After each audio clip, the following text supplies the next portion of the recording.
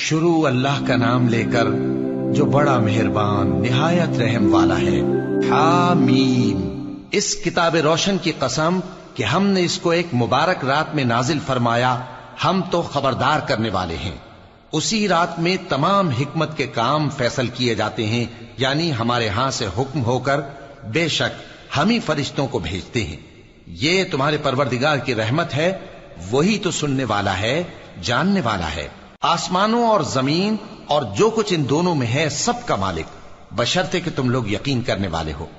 اس کے سوا کوئی معبود نہیں، وہی زندگی دیتا ہے اور وہی موت دیتا ہے، وہی تمہارا اور تمہارے پہلے باپ دادوں کا پروردگار ہے۔ لیکن یہ لوگ شک میں پڑے کھیل رہے ہیں۔